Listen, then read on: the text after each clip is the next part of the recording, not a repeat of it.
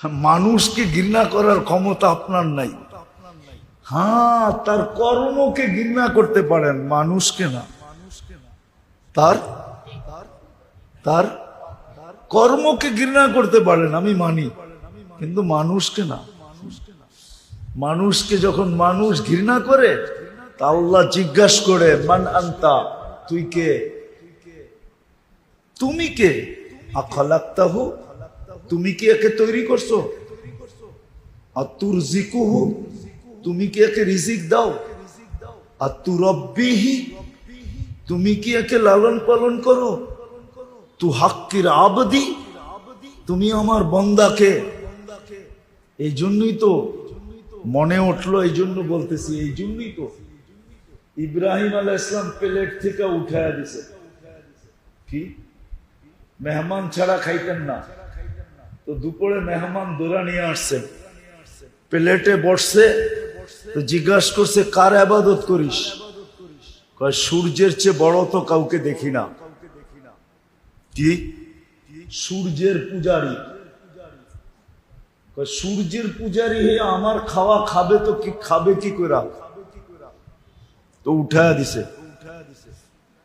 কয়েক কদম গেছে, একটু দূর গেছে, আল্লাহ ডাক দিয়া বলছে, খলিল 250 বৎসর তো 3 বেলা খাওয়াইতেছি, 1 বেলা খাওয়াইলেন না, উঠায়া দিলেন।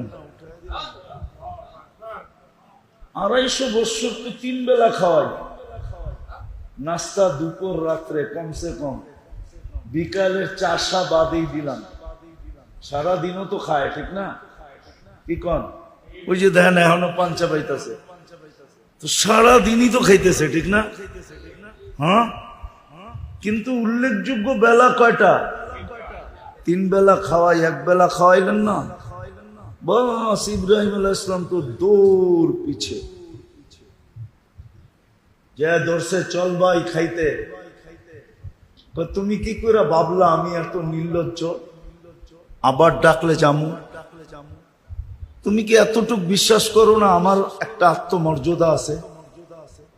তো ইব্রাহিম আলাইহিস সালাম বলে, এটা তো বিশ্বাস করি। আর একটা শুনবা? বলো। আমিও জানি তুমি আমার পিছে দৌড়ানোর মানুষ না,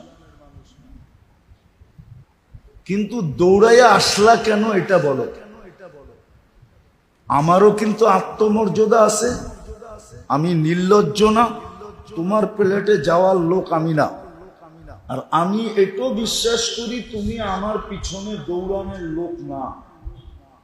কেন প্লেট থেকে উঠাইয়া দিছ, আবার আমার পিছে দৌড়াইয়া আসবে, তো আসবে কি করে, ঘটছে কি এটা বলো।